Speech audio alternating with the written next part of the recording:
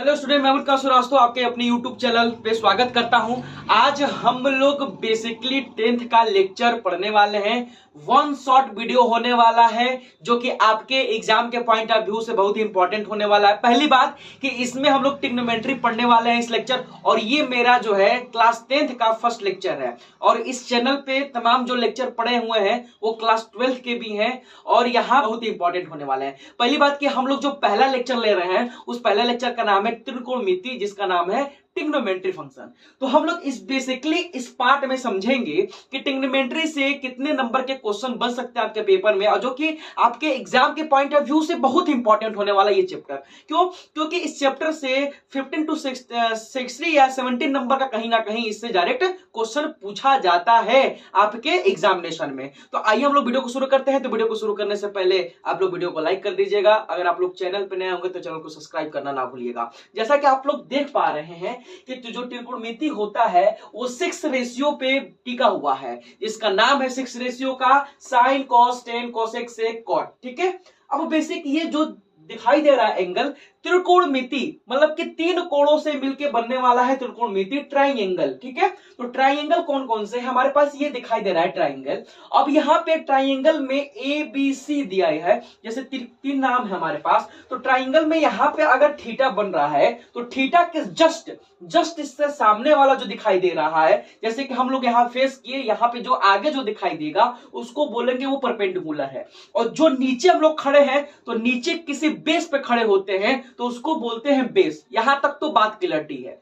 और जो आप लोग जो ढलाऊ जो देख रहे हैं, हॉरिजॉन्टल टाइप में देख रहे हैं, उसको बोलते हैं हाइपोटेनियस, मतलब कि कण बेटा हमेशा फिक्स होता है। जैसे सीढ़ी जैसे चढ़ती है ना, तो सीढ़ी कैसे चढ़ती है? ऐसे चढ़ती है। देखो सीढ़ी ऐसे घरों में देखे होगे, ऐसे घरों में ऐसे देखे, हॉरिजॉन्टल देखे होगे, तो उस सीढ़ी को बोलते हैं कि वो हाइपोटेनियस है, मतलब कि वो कण है। तो कण हमेशा बेटा फिक्स होता है। क्या सीढ़ी को ऐसे सीधा कर सकते हो? कभी नहीं कर सकते हो। तो कण बेटा हमेशा फिक्स होता है, मतलब हाइपोटेनियस हमेशा फिक्स होगा। अब बात करते हैं कि अगर हाइपोटेनियस फिक्स है सर, तो इसका मतलब कि थीटा कहीं यहां पे एंगल बना सकता है और कहीं कहीं यहां पे एंगल बना देगा। जैसे कि दोनों पॉसिबिलिटी लेके चलते हैं हम लोग। ठीक है। तो अब देखो पॉसिबिलिटी ये है बेटा कि जो यहां पे अगर थीटा बन जाए, मतलब यहां से उठ के थीटा यहां बनने लगे, तो जब थीटा के जस्ट बताया गया कि जहां थीटा फेस करता है उसको बोलते हैं कि वो परपेंडिकुलर है बेटा, मतलब लंब है। तो थीटा जहां फेस किया वो बोला गया परपेंडिकुलर है। बाकी उसके नीचे वाला बेस बन जाएगा, क्योंकि इस फिगर को ऐसे अगर हम लोग लेके जाए, अगर इस फिगर को अगर ऐसे करें हम लोग, तो बेटा ये परपेंडिकुलर बन रहा है कि नहीं बन रहा है? बिल्कुल बन रहा है। और थीटा कहां आ गया? थीटा बेटा यहां पे आ गया है। वही चीज यहां पे दिखाया गया है।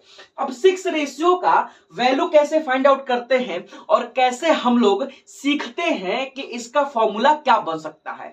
पहले बात करेंगे साइन थीटा के बारे में। जो साइन थीटा है वो बोलता है कि साइन थीटा जो है वो लंब बटा कण के बराबर है, मतलब कि इंग्लिश मीडियम के लिए हम लोग बोलते हैं परपेंडिकुलर है और वो हाइपोटेनियस के बराबर है। तो जो यहाँ पे क्या हो जाएगा? कण हो जाएगा और यहाँ पे एच हो जाएगा। मतलब कुल मिला के इसको पढ़ सकते हैं बाप है। ठीक है। क्या है भाई? बाप है। कॉस थीटा को लिख सकते हैं हम लोग आधार बटा कण लिख सकते हैं। पहले थोड़ा सा हिंदी में भी देख लिया जाएगा। आधार बटा कण है, मतलब कि ये बोल सकते हैं कि भाई जो है, देखो ये बाप है और ये बी फॉर बेटा है। ठीक है। अब कोई बोल रहा है, जैसे मान लो कोई बोल रहा है एक तरफ से नहीं भाई ये बाप है, रिलेशन दिखा रहा है, और दूसरा बोल रहा नहीं भैया ये बेटा है, तो चलो इस तरह भी याद हो सकता है। चलो भाई ठीक है। टेन थीटा के बारे में बात करते हैं बेटा। कोई याद करना हमको देखो कैसे बात कर रहे हैं। अब देखो ये टेन थीटा जो है वो लंब बटा आधार हो जाता है, मतलब कि ये है लंब बटा क्या हो जाएगा? आधार हो जाएगा। वो बोलेंगे सब नहीं भैया हो सकता है बाप बेटे साथ में चल रहे हो। ठीक है। अब देखो ये त्रिकोणमिति के 3 रेशियो याद कर लो कि इसके फॉर्मूले बेसिकली क्या है। हम क्या बोले हैं बेटा? बाप है, फिर उसके बाद से बेटा होगा। ठीक है। या तो बाप बेटा होंगे, साथ में रिलेशन दिखाएंगे। अब चलो हम बात करेंगे बेटा साइन के जस्ट अपोजिट एंगल होता है कोसेक थीटा। तो कोसेक अपोजिट का मतलब यह है कि h/p लिख सकते हैं इसको। और कॉस जो है बेटा वो किसके अपोजिट है? सेक के अपोजिट है। तो ये बोलेंगे कि है बाप बेटा। ओहो। फिर अब देखो कॉट किसके अपोजिट है? इसके अपोजिट है। तो बोलेंगे बेटा बाप हो सकते हैं बेटा, ऐसी बात नहीं है, बेटा बाप भी हो सकते हैं, बाप बेटा भी चल सकते हैं, बेटा बाप भी कह सकता है, ठीक है। तो ऐसे ही करके रिलेशन हम लोग दिखा देंगे। तो ये 6 त्रिकोणमिति जो अनुपात हो गए, कुछ इसका याद करने का तरीका। अब देखो हिंदी मीडियम वाले जो देख रहे हैं बच्चे, वो लाल कक्का पे डिपेंड रहे। देखो भाई लाल कक्का साहब जो है वो क्या कहते हैं कि भैया हमको याद कर लो, पहला वाला साइन, दूसरा वाला कॉस, तीसरा वाला टैन। पहला वाला साइन का मतलब यल फॉर लाल, और मतलब कि लाल कक्का का मतलब लंब बटा कर्ण। यल फॉर लंब हो जाएगा, के से कर्ण हो जाएगा बेटा। तो पहला साइन थीटा बराबर लंब बटा कर्ण, देखो चेक करो लंब बटा कर्ण।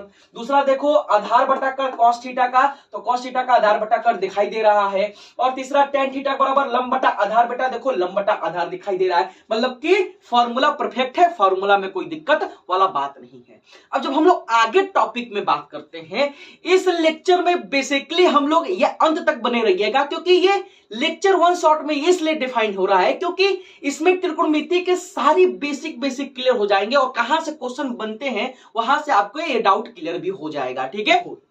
ध्यान देना कि अगर कोई हमको दो एंगल मालूम हो, जैसे ए बी और सी, जैसे मान लो कि हमको दो वैल्यू मालूम है, जैसे बीसी की वैल्यू कुछ दे रखा है और ए बी की वैल्यू कुछ दे रखा है, और तीसरा एंगल नहीं मालूम है, तीसरी साइड नहीं मालूम हो, तीसरी साइड अगर ना के बराबर हो, नो मतलब कि नहीं मालूम है, ठीक है, हमको नहीं मालूम है, तो उस समय वो निकल के निखर के आए, कहे कि भाई जब दो साइड मालूम हो, तीसरी साइड नहीं मालूम हो, तो हमारा यूज करो तुम लोग, किसका, जिसको बोले हम लोग पाइथागोरस थ्योरम, ठीक है।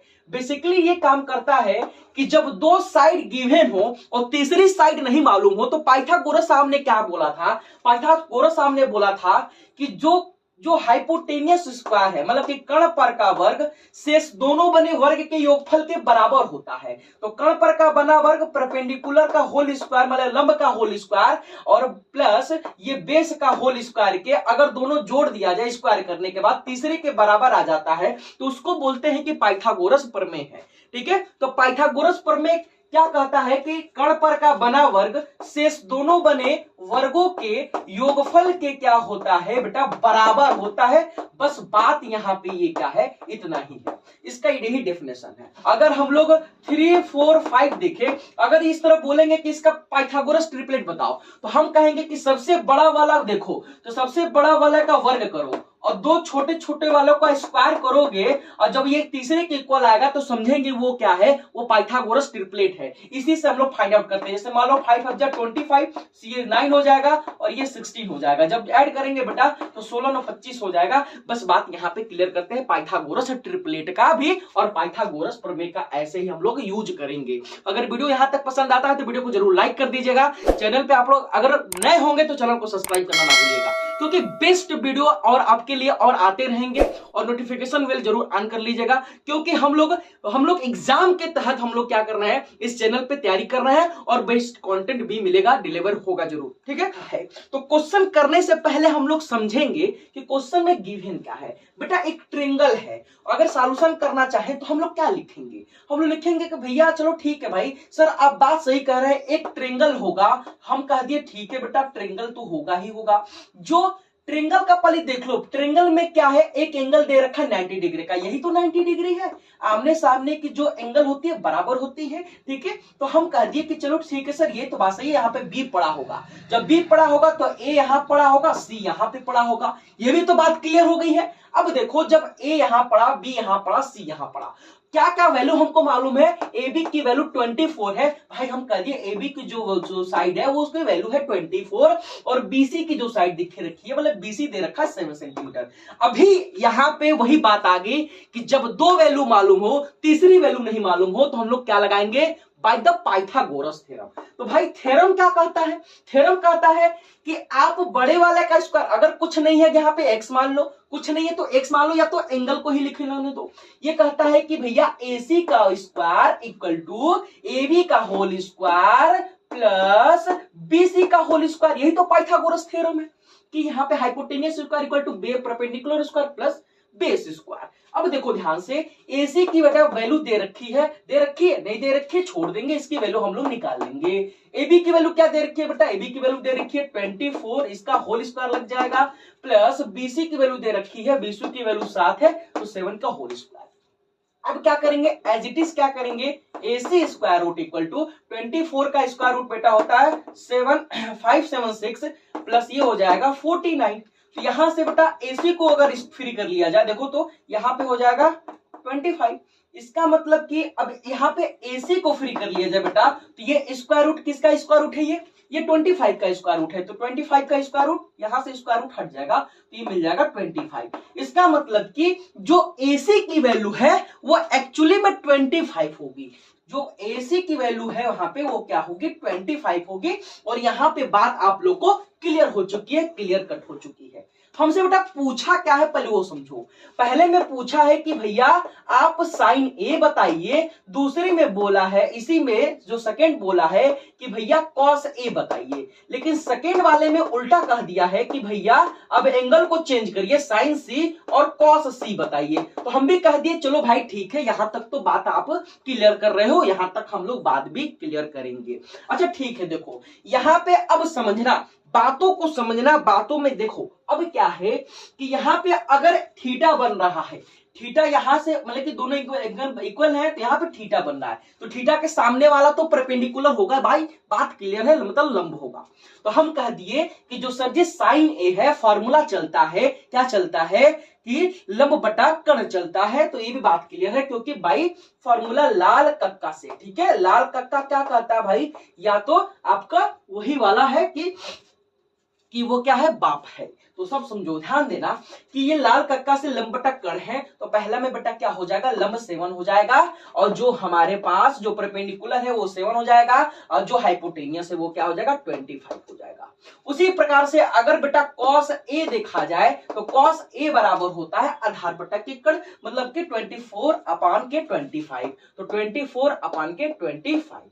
अब देखो बेटा साइन C, अब एंगल यहां ना बन के कहां बन रहा है, एंगल यहां बन रहा है, थीटा यहां बन रहा है, तो थीटा के जस्ट सामने वाला क्या हो जाएगा, परपेंडिकुलर होगा, ये बेस का काम करेगा और ये हाइपोटेन्यूस फिक्स होगा। तो हम कह दिए चलो भाई ठीक है सर जी, यहाँ पे परपेंडिकुलर 24 होगा और ये जो ये होगा हाइपोटेन्यूस 25 होगा।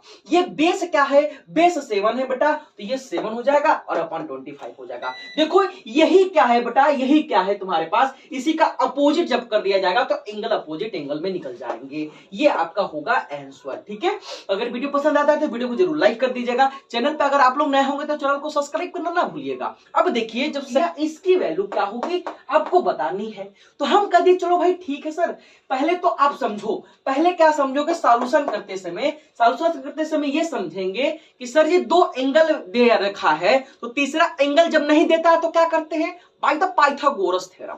तो चलो ठीक है, पाइथागोरस थ्योरम होता है हाइपोटेनियस स्क्वायर, मतलब कि ये और perpendicular square plus base square, ये होता है कि नहीं होता है। हमको हाइपोटेनियस बेटा दे रखा है, ये दे रखा है 13 का होल स्क्वायर हो जाएगा, परपेंडिकुलर देखा है 12 का होल स्क्वायर हो जाएगा, बेस दे नहीं रखा, बेस का हमको निकालना कि भैया बेस क्या होगा। अब चलो बात करते हैं, चलो आगे 13 हो जाएगा, 169 हो जाएगा, ये 144 हो जाएगा, प्लस ये क्या होगा बी स्क्वायर। बेटा इसको फ्री कर देंगे, इधर लेके आएंगे, माइनस हो जाएगा ना, तो 169 में 144 माइनस कर देंगे, क्या मिलेगा 25 आई थिंक मिलेगा। ठीक है, तो ये मिल जाएगा इक्वल टू बेस का होल स्क्वायर। बेटा बेस को फ्री करेंगे, ये तो 5 का स्क्वायर रूट है, तो यहां से जब स्क्वायर रूट हट जाएगा तो यहाँ पे मिल जाएगा 5। ठीक है, तो बी की जो वैल्यू निकली, बेसिकली बेस की वैल्यू निकली, वो क्या निकली 5 निकली, ये बात क्लियर है। बेटा आपसे पूछा क्या है, क्वेश्चन पूछा है कि tan p minus cot r की वैल्यू क्या होगी,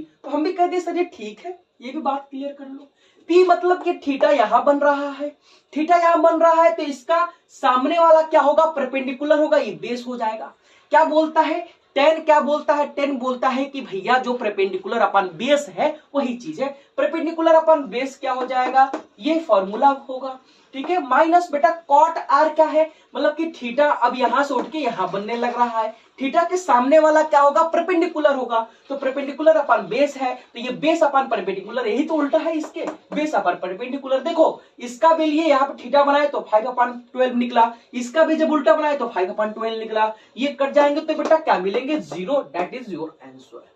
अगर बात समझ में आती है, वीडियो समझ में आती है तो वीडियो को जरूर लाइक करके जाइएगा, चैनल पर अगर आप लोग नए होंगे तो चैनल को सब्सक्राइब करना ना भूलिएगा और एक प्यारा सा कमेंट दीजिएगा। तब तक मिलते हैं हम लोग नेक्स्ट लेक्चर में, नेक्स्ट वीडियो के साथ और नेक्स्ट कॉन्सेप्ट के साथ और इंपॉर्टेंट क्वेश्चन के साथ।